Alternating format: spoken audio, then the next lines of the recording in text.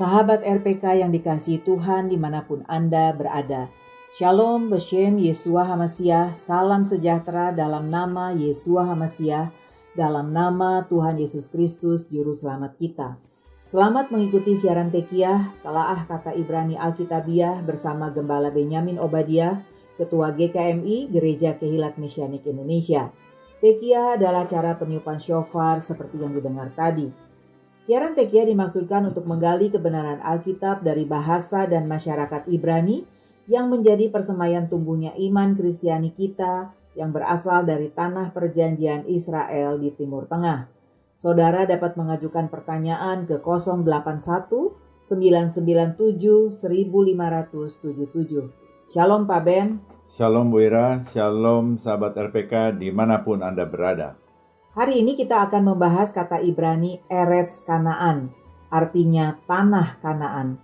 Dalam bahasa Ibrani dieja Alef, Res, Sadi, dibaca Eretz, artinya tanah, lahan.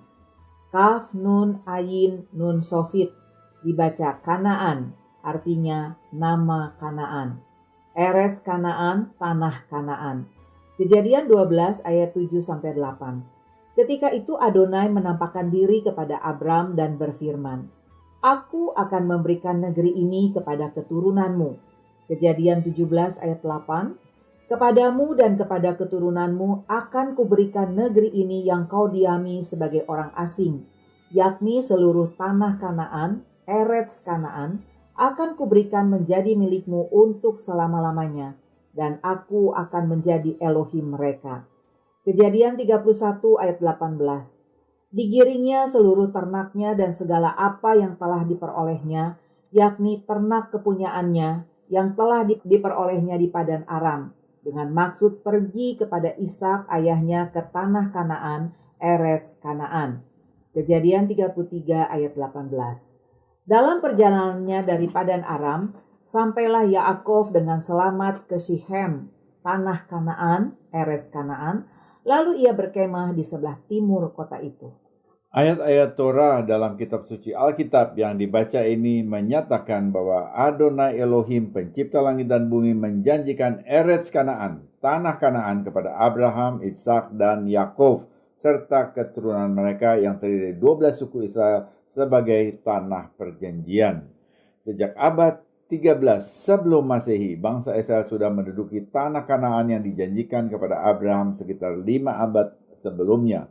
Bangsa Israel tinggal di daerah Kanaan yang kemudian disebut Eretz Israel sampai abad 6 sebelum Masehi, saat kerajaan Yehuda di selatan dikalahkan oleh Nebukadnezar dan rakyatnya dibuang ke Babilonia.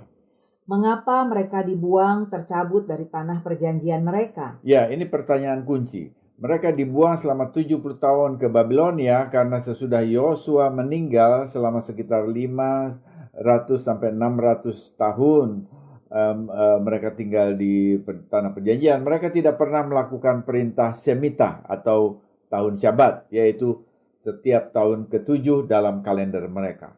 Akibatnya Tuhan menyerahkan 10 suku dalam kerajaan Israel di utara ke seluruh kerajaan Assyria pada tahun 722 sebelum Masehi. Kemudian tahun 586 sebelum Masehi, 2 suku di selatan, Yehuda dan Benyamin, juga dibuang ke Babilonia karena pelanggaran terhadap perintah Tuhan. Mengapa Tuhan yang sudah berjanji memberikan tanah Kanaan kepada keturunan Abraham, Yitzhak, dan Yaakov membiarkan Israel tercabut dari tanah perjanjian mereka? Ya, karena Tuhan menjanjikan tanah itu dengan syarat mereka mengikuti perintah-perintah Tuhan, termasuk melakukan tahun Shemitah atau tahun Sabat, yaitu setiap tahun ke-7 mereka tidak boleh menanami tanah mereka agar tanah itu mendapatkan perhentian Sabat selama 1 tahun tanpa dikerjakan apa-apa. Raja-raja Israel melanggar perintah itu dan akibatnya rakyat harus dicabut sementara dari tanah perjanjian. Apa yang dapat kita lihat dari kejadian yang menimpa bangsa Israel dalam hubungan dengan tanah perjanjian? Tanah perjanjian termasuk Yerusalem di dalamnya hanya dapat diduduki oleh bangsa yang menaati perintah Tuhan. Bangsa Kanaan disingkirkan karena mereka menyembah berhala, bahkan mengorbankan bayi-bayi mereka kepada dewa Moloch. ini tak dipahami juga oleh Arab Palestina. Mereka tak paham bahwa perintah Tuhan yang harus dilakukan ketika mereka klaim Eretz Israel sebagai milik mereka. Mereka pun pasti akan dicabut dari tanah Israel. Tetapi apakah ini berarti Tuhan sudah membatalkan perjanjian dengan Abraham, Ishak, dan Yakub selamanya? Tidak, jangan salah. Tuhan tetap memegang perjanjian dengan Abraham, Ishak, dan Yakub karena Ia Tuhan yang setia. Tetapi bagaimana? Pembuangan Israel keluar tanah perjanjian hanya bersifat sementara karena Tuhan sendiri yang menjanjikannya melalui para nabi untuk memulangkan Israel ke tanah perjanjian, misalnya Nabi Yesaya, Yehezkiel, dan Yeremia. Kita baca Yeremia 30 ayat 3.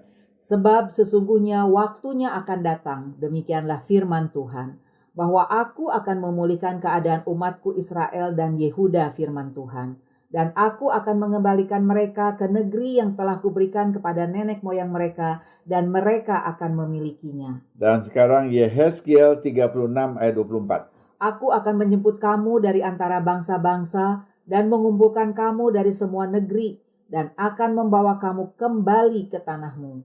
Janji Adonai Elohim, pencipta langit dan bumi, sangat jelas bahwa sekalipun pernah dibuang ke semua negeri di 4 penjuru dunia, bangsa Israel akan dikembalikan ke tanah perjanjian warisan mereka sejak Abraham. Dan janji ini sudah mulai diwujudkan pada tanggal 14 Mei 1948 dengan deklarasi berdirinya negara Israel oleh David Ben-Gurion. Ia menyebut negara Israel dan bukan Palestina. Mengapa? Bukankah daerah sempit ini dikenal juga dengan nama Palestina? Palestina tidak bersifat historis. Istilah Palestin untuk Eretz Israel baru diciptakan tahun 135 Masehi oleh Kaisar Romawi Hadrian. Padahal orang Israel sudah tinggal di tanah perjanjian ribuan tahun. Hadrian ingin mempermalukan orang Israel dengan menyebut tanah Israel dengan sebutan Palestina, istilah Latin untuk musuh Israel yaitu Filistin. Apa kata pemuka bangsa Yehudi tentang Palestina? Pada tahun 1969, Perdana Menteri Israel Golda Meir menjadi berita utama dengan komentarnya bahwa tidak ada yang namanya rakyat Palestina. Tidak ada jika seakan-akan kami datang dan mengusir mereka serta merampas negara mereka. Mereka tidak pernah ada. Sunday Times, 15 Juni 1969. Pernyataan Golda Meir mengundang reaksi pro dan kontra. Namun banyak sejarawan, bahkan pemimpin Arab, setuju dengan pernyataannya. Pada tahun 1937, pemimpin Arab Auni Abdul Hadi menyampaikan pernyataan ini kepada Komisi Pil Britania. Tidak ada negara yang disebut Palestina. Palestina adalah istilah yang diciptakan Zionis. Tidak ada Palestina di dalam Alkitab. Palestina asing bagi kami. Hampir satu dasawarsa kemudian, sejarawan Arab Philip Hitti dalam kesaksiannya kepada Komite Anglo-Amerika tahun 1946 sepakat bahwa tidak ada yang namanya Palestina dalam sejarah, sama sekali tidak ada.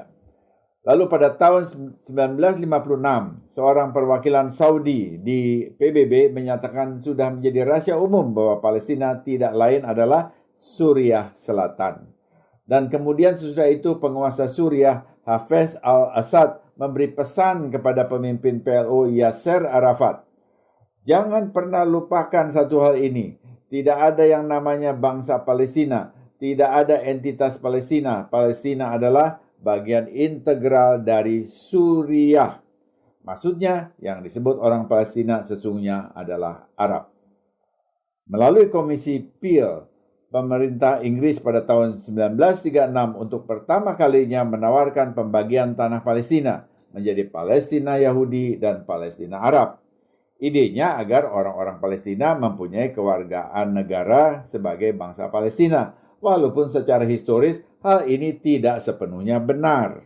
Lalu apa kebenaran historisnya? Siapakah orang Palestina dan apa klaimnya atas tanah Israel? Mari kita lihat. Klaim pertama, banyak orang Arab Palestina termasuk Arafat yang mengaku sebagai keturunan orang Kanaan kuno. Argumen yang terdengar enak karena orang Kanaan adalah penduduk pertama yang diketahui berada di tanah yang diberikan kepada Israel.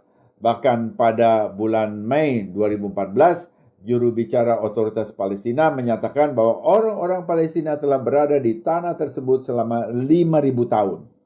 Namun sejarah menunjukkan bahwa tidak mungkin orang Palestina memiliki hubungan dengan orang-orang Kanaan, karena bangsa Kanaan hampir seluruhnya lenyap dalam peperangan dengan bangsa Israel sejak abad 13 sebelum Masehi. Bagian yang tersisa berasimilasi dengan budaya Israel. Orang-orang Palestina juga mengklaim bahwa orang Filistin kuno adalah nenek moyang mereka. Mereka hanya mengambil nama mereka dari bangsa Goliat. Tetapi apakah mereka benar-benar memiliki DNA yang sama dengan bangsa Filistin? Oh, itu persoalan lain. Orang Filistin adalah bangsa pelaut yang datang dari pulau Kreta, yaitu pulau terbesar di Yunani. Orang Filistin mendapatkan nama mereka dari kata Ibrani Plistim. Dalam Torah ditulis Plistim yang berarti penjajah. Palestina artinya tanah yang diduduki. Perhatikan, Palestina terkait dengan penjajahan. Ketika bangsa Filistin menyerbu Israel pada abad ke-12 sebelum Masehi, mereka tinggal di dekat pantai Mediterania. Mereka tidak pernah tinggal di Yerusalem, Hebron, atau Yeriko, atau semua kota yang saat ini diklaim oleh Palestina sebagai milik mereka. Pada abad 7 sebelum Masehi, bangsa Filistin telah berasimilasi dengan bangsa Assyria, yang kemudian ditaklukkan oleh bangsa Babilonia, dan selanjutnya mereka menghilang dari halaman sejarah. Para ahli mengatakan tidak ada seorang pun yang hidup saat ini yang dapat membuktikan garis keturunan Filistin. Namun jika Palestina ingin mengklaim wilayah tersebut, mereka harus mengakui bahwa tanah air leluhur mereka yang sesungguhnya adalah Pulau Kreta di Yunani, bukan Israel. Orang Palestina tidak memiliki DNA bangsa Filistin. Mereka hanya meminjam pakai sebutan namanya. Kaisar Romawi Hadrian sangat membenci orang Yahudi. Pada tahun 135 Masehi, ia bertekad untuk menghapus ingatan terhadap orang Yahudi dan menghapus hubungan mereka dengan tanah Israel.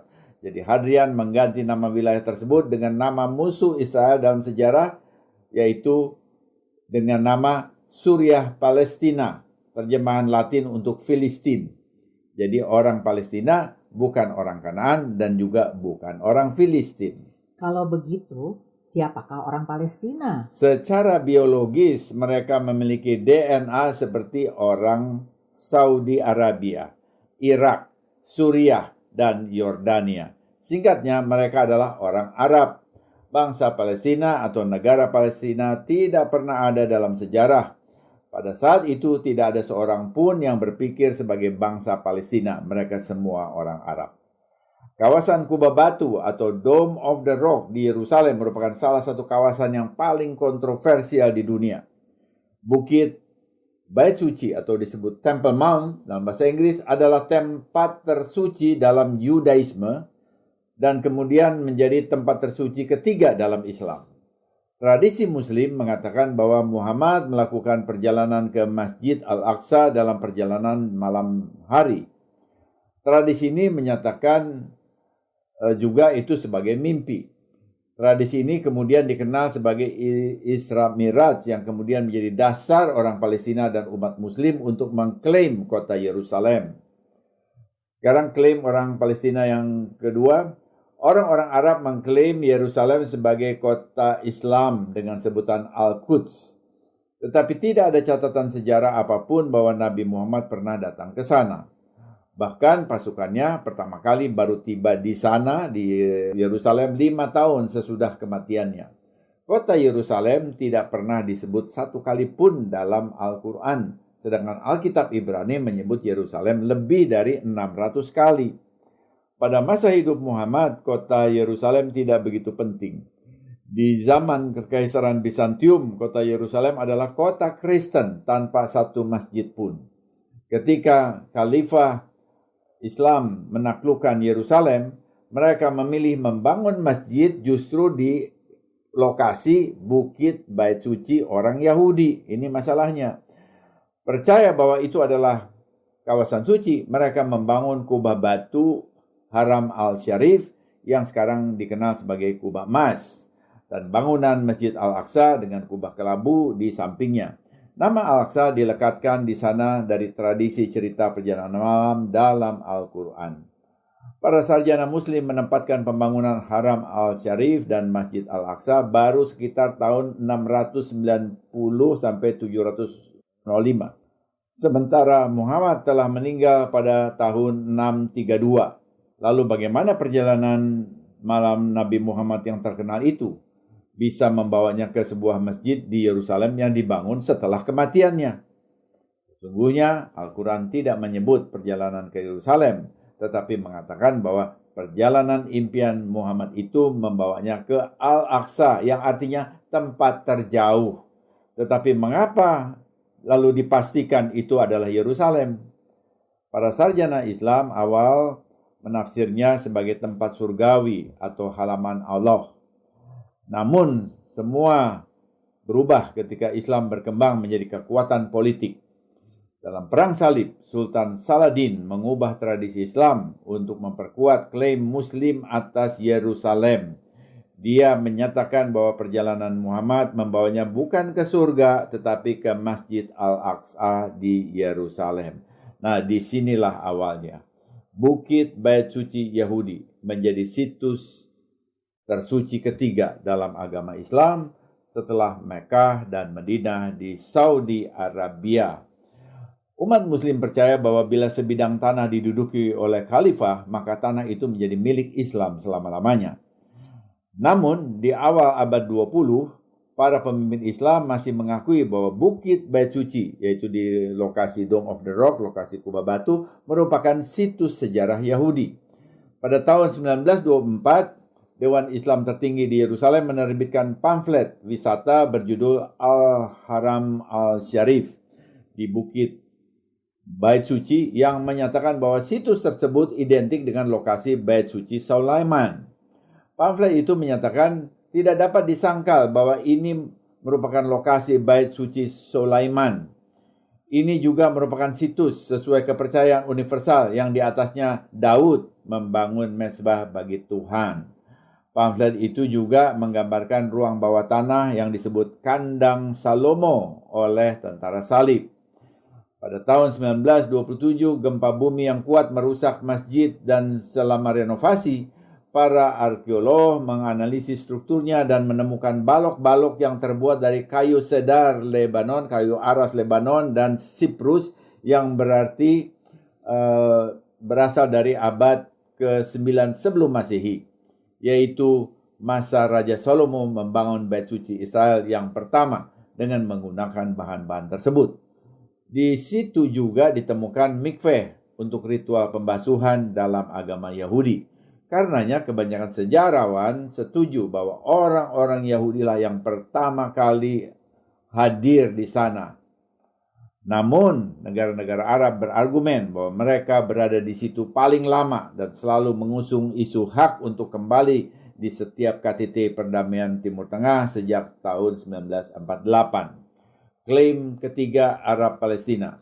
Sejak Perang Salib hingga abad ke-19, populasi penduduk Arab hanya bertambah dari sekitar 200.000 menjadi 300.000. Pertumbuhan penduduk Arab mengalami stagnasi, dan para pakar kependudukan mengatakan pertumbuhan penduduk Arab akan tetap stagnan kecuali karena satu hal: kedatangan orang-orang Yahudi. Dengan adanya imigran Yahudi yang dimulai tahun 1882, orang Arab mulai membanjiri Palestina dari negara-negara tetangga. Mereka datang karena dua alasan. Pertama, untuk menikmati standar hidup yang lebih tinggi di Palestina. Kedua, untuk menyaingi imigran orang Yahudi karena klaim tanah. Pada tahun 1948, populasi Arab Palestina berjumlah sekitar 1,3 juta. Gubernur Inggris untuk Sinai melaporkan bahwa sangat sulit untuk membuktikan penderitaan orang-orang Arab jika pada saat yang sama teman-teman senegaranya dari negara-negara tetangga tidak dapat dicegah untuk ikut merasakan penderitaan tersebut. Dengan perkataan lain, bila mereka sengsara di Israel, mengapa teman-teman senegaranya malah mau ikut berdatangan ke Israel? Para pakar sejarah mengatakan jika orang-orang Arab Palestina ingin kembali secara sah ke negara asal mereka, mereka seharusnya kembali ke negara-negara seperti Mesir, Irak, Maroko, dan Suriah, dan bukan ke Israel. Di media umum, Israel sering disebut sebagai penjajah. Benarkah demikian? Menyebut orang Yahudi sebagai penjajah di rumah mereka sendiri merupakan sebuah parodi alias lelucon dalam sejarah. Tapi Barat tidak pernah dikuasai oleh Arab Palestina. Mereka tidak pernah berdaulat di situ. Fakta sejarahnya, bangsa Israel sudah ada di situ sejak zaman Nabi Daud dan Nabi Sulaiman dalam agama Yahudi, dan mereka adalah raja-raja bangsa Israel. Bangsa Yahudi dari Eropa dan 4 penjuru dunia kembali ke Israel, tanah milik mereka sendiri. Ini adalah hak mereka untuk kembali sesuai dengan nubuat para nabi, dan karenanya bukan pendudukan atau penjajahan. Nah, ini merupakan suatu pemahaman sejarah yang sangat luar biasa dan lengkap, sesuai dengan kitab suci Torah, Tanakh, dan Brit Hadasyah. Dan bahkan Al-Quran dalam surah Al-Maidah 20:21 menegaskan bahwa tanah Palestina diberikan kepada umat Nabi Musa, yaitu Bani Israel. Semoga siaran ini memberkati saudara. Informasi bagi saudara. Siaran Tekiyah dapat didengar ulang di kanal Kehilat Mesianik _Tekiyah di YouTube. Kunjungi, subscribe, dan share kanal Kehilat Mesianik di YouTube agar lebih banyak orang belajar pengajaran dari Sion dan firman Tuhan dari Yerusalem. Sesudah narasi ini kita akan mendengar lagu Ibrani Mishebeah Avotenu, artinya yang memberi berkat Bapa kami. Sebuah doa permohonan berkat Tuhan bagi umat Israel dalam peperangan bersama Perdana Menteri Benyamin Netanyahu. Kita terus doakan pembebasan 140 sandera oleh belas kasihan Tuhan agar perang Gaza segera diakhiri. Amin. Tiba saatnya saya Penatua Ira Natali dan Gembala Benyamin Obadiah mohon diri dari ruang dengar saudara. Sampai jumpa pada siaran mendatang. Yesua keselamatanku, Torah kesukaanku, menuju kepenuhan bangsa-bangsa. Shalom, shalom.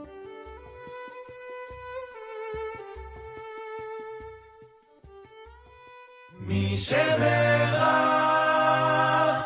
אבותינו אברהם יצחק ויעקב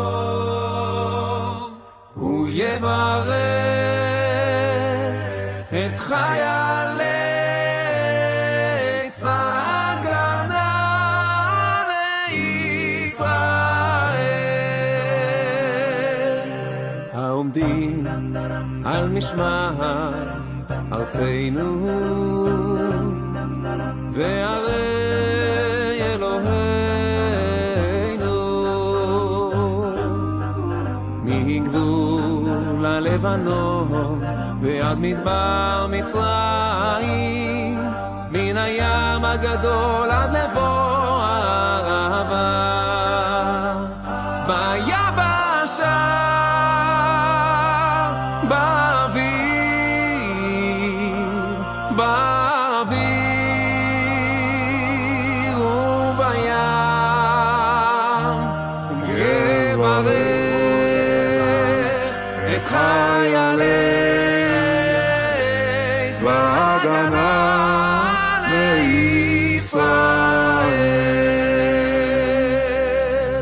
ייתן אדוני את אויבינו הקמים עלינו, ניגפים לפניהם. הקדוש ברוך הוא ישמור ויציל את חיילינו מכל צרה וצוקה ומכל נגע ומחלה, וישלח ברכה והצלחה בכל מעשה ידיהם. ידבר שונאינו תחתיהם ויעטרם בכתר ישועה ובעטרת ניצחון. וקוים בהם הכתוב, כי אדוני אלוהיכם ההולך עמכם, להילחם לכם עם אויביכם, להושיע אתכם. ונאמר אמן. אבותינו אברהם יצחק ביעקב, הוא יברך את חי